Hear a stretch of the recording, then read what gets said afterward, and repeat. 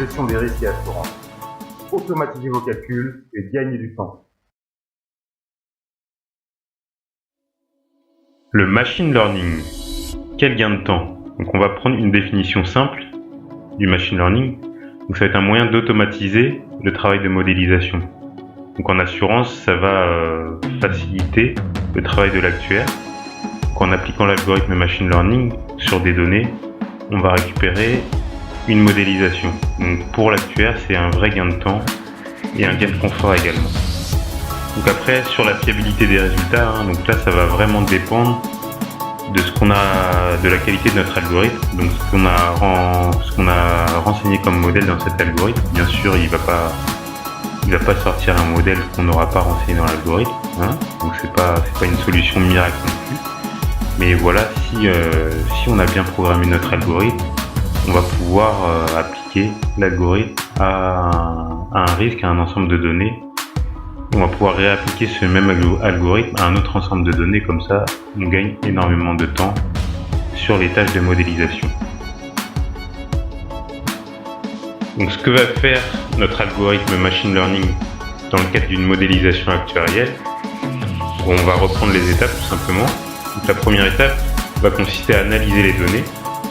Donc là il s'agira d'identifier les variables, donc les trier, les reclasser et créer des regroupements dans le cas où on a des petits échantillons. Ensuite, l'étape suivante consistera à identifier les dépendances. Donc là, on va identifier l'impact de chaque variable sur la sinistralité. Ceci va nous permettre ensuite de choisir les variables clés. Et enfin, sur les variables retenues, on va déterminer le meilleur modèle.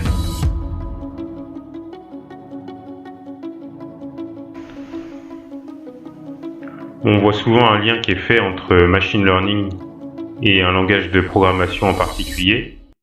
Bon, après, pour nous, ce qui compte seulement, c'est l'algorithme, et donc ce qu'il y a dans cet algorithme.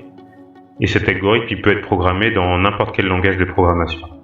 Donc là, on va voir un exemple d'application sur un portefeuille assurance auto. Donc voilà notre exemple machine learning. Donc la première étape, ça va consister à saisir les contrats. Donc voilà, on a notre liste de contrats ici, donc les numéros de contrat, différents critères, donc l'exposition, la zone, la puissance du véhicule, l'âge du conducteur, le bonus, la marque, le carburant, densité et région. Ensuite, la base des sinistres. Donc là, on a nos sinistres qui sont à chaque fois rattachés à un contrat et également une garantie.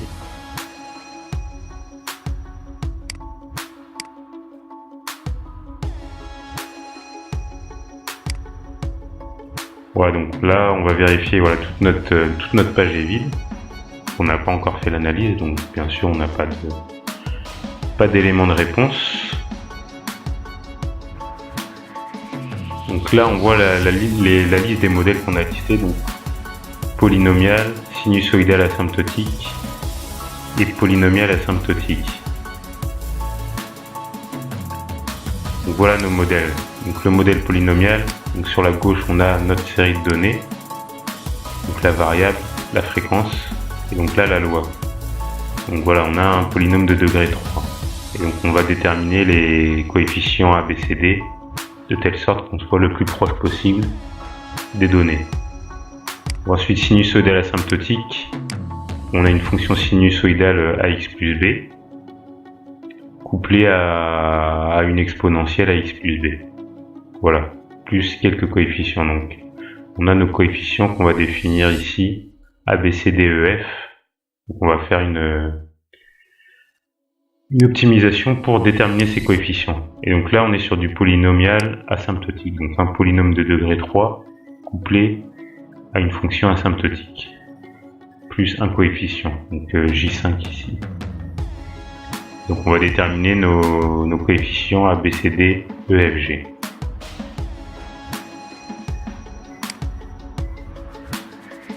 Voilà, donc maintenant, on va lancer notre algorithme.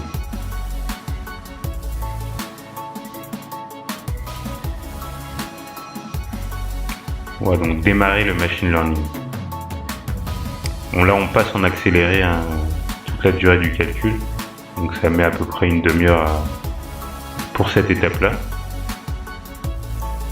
Voilà, la première étape, c'est l'analyse des coûts du sinistre. On part sur une analyse coût-fréquence.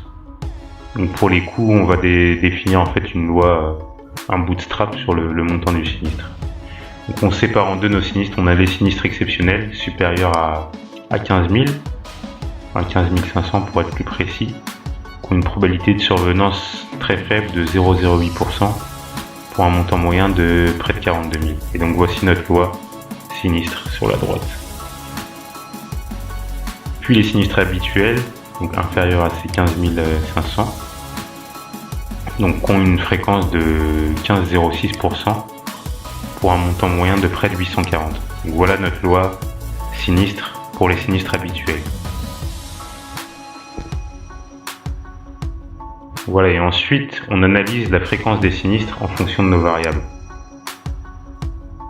Donc on va regarder, évaluer l'impact de chaque variable sur la fréquence des sinistres. Donc on voit que la variable la plus impactante, c'est l'exposition, et donc on a un écart type de 7,69% sur la fréquence des sinistres avec l'exposition.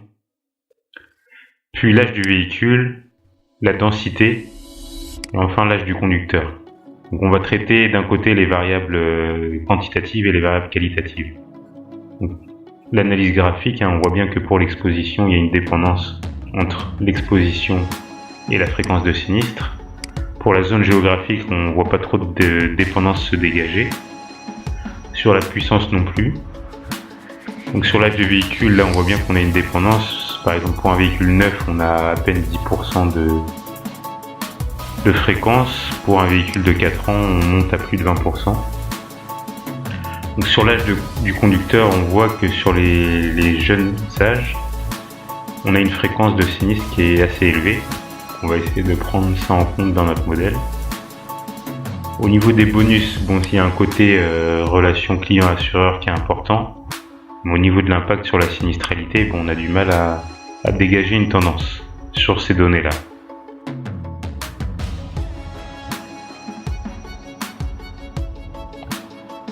Donc ensuite, on voit par exemple au niveau de la donnée carburant, donc une donnée qualitative, là on a une dépendance, donc on a plus de 16% de fréquence pour les véhicules diesel et à moins de 14% pour les véhicules essence. Donc sûrement techniquement ça peut être dû au fait que un véhicule diesel tombe peut-être plus en panne qu'un véhicule essence. Donc sur la densité, on n'arrive pas à dégager de tendance et sur les régions non plus.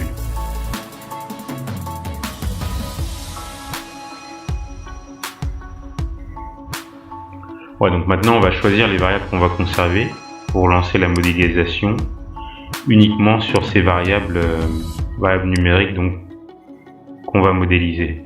On va chercher un modèle le mieux adapté. Voilà, choix des variables à conserver. Donc on avait dit l'exposition en 1, en 2 l'âge du véhicule et en 3 l'âge du conducteur. Voilà, donc on va tester tous nos modèles dont on a parlé tout à l'heure. Donc là on passe l'algorithme en accéléré, donc ça met à peu près 1 heure, 1 heure et demie pour avoir le résultat. Et donc pour chaque variable, on a notre fonction ici qui est définie. Donc pour l'exposition, une polynomiale asymptotique, donc voici tous les facteurs A, B, C, D, E, F, G. Donc l'efficacité de 86,25%, l'efficacité de notre modèle. Donc c'est le rapport en fait entre l'écart type des résidus du modèle et l'écart type de la variable fréquence elle-même en fonction de l'exposition. Donc pour l'âge du véhicule, de la même manière aussi on trouve une polynomiale asymptotique. On a une efficacité de 72% et pour l'âge du conducteur, une sinusoïdale asymptotique avec une efficacité de 15%. Voilà, là pour l'exposition, on a nos valeurs en bleu et en orange c'est notre modèle, donc la fonction polynomiale asymptotique qu'on a définie. Donc idem pour l'âge du véhicule et de la même manière pour l'âge du conducteur. Donc ensuite on vérifie en fait que nos variables sont indépendantes Et donc là, en calculant notre matrice de variance-covariance, on voit qu'il y a une dépendance en fait entre exposition, âge du véhicule et âge du conducteur. Donc voilà notre matrice de variance-covariance. On va la diagonaliser et donc en déduire les vecteurs propres pour avoir en fait trois variables indépendantes. Donc, par exemple, notre première variable indépendante, ça va être 0,75 et quelques fois l'exposition plus 0,43 fois l'âge du véhicule plus 0,48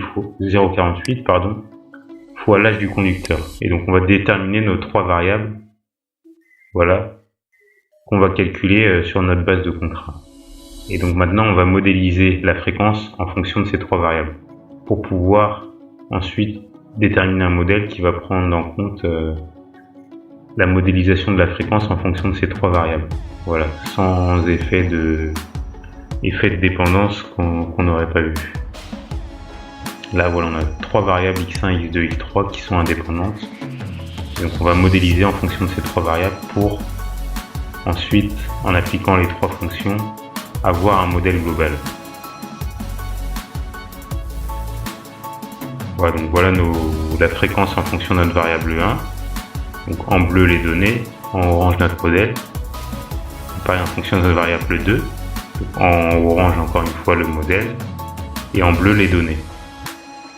Donc ici on va commencer avec la variable 3 puisque c'est celle sur laquelle on a le modèle le plus efficace. Et donc voilà notre variable 3, donc notre modèle en orange et les données en bleu. Donc voilà, par la suite on va voir comment on met en commun ces trois fonctions pour avoir un modèle unique.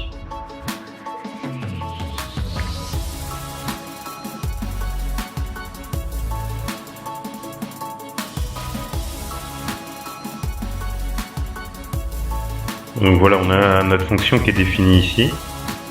Donc on reprend nos trois variables x1, x2, x3 qui sont définies en fonction de l'exposition, l'âge du véhicule et l'âge du conducteur. Et donc sur ces trois variables-là, x1, x2, x3, on définit trois fonctions qui modélisent la fréquence en fonction de ces trois variables.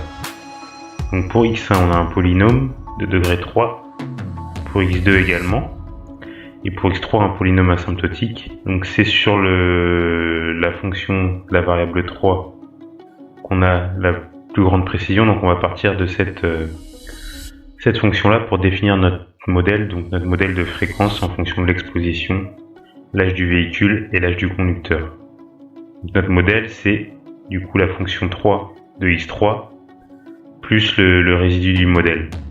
Et donc on va appliquer un coefficient multiplicateur qui sera défini en fonction de la fonction 1 divisé par la fréquence moyenne. Et donc toujours là on intègre les résidus, puis multiplié par notre fonction 2 par la fréquence moyenne, donc en intégrant encore une fois notre résidu. Donc ensuite on va réintégrer nos variables qualitatives, et donc la variable qualitative qu'on avait identifiée comme importante c'était le carburant, donc soit diesel soit essence. Donc ici on n'a que deux choix, et donc on va définir notre fonction fréquence en fonction de l'exposition, l'âge du véhicule, l'âge du conducteur, et cette fois-ci le carburant. Donc toujours la même expression, sauf qu'on ajoute donc fonction de x4 qui est soit diesel soit essence, donc le carburant, par la fréquence moyenne.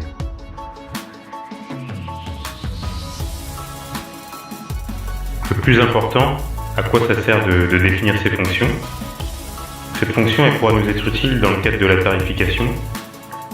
Donc, vu qu'on a notre fréquence de sinistre en fonction de l'exposition, l'âge du véhicule, l'âge du conducteur et le carburant, on va pouvoir définir un tarif qui va dépendre de ces quatre variables-là. Donc comme ça, on aura une tarification plus précise. Et également, voilà, ça peut être utile pour le calcul des provisions, l'évaluation des risques et donc le besoin de fonds propres. Donc on a une connaissance plus précise du risque. Et donc, cette connaissance plus précise peut avoir un impact sur l'évaluation du besoin en fonds propres, donc pour couvrir l'aléa de sinistralité. Donc on va intégrer en fait cette fonction modèle dans un simulateur de Monte-Carlo. Et donc on aura nos tirages aléatoires qui sera fait sur les erreurs de modèle qu'on a identifiées. et donc un tirage aléatoire également par assuré.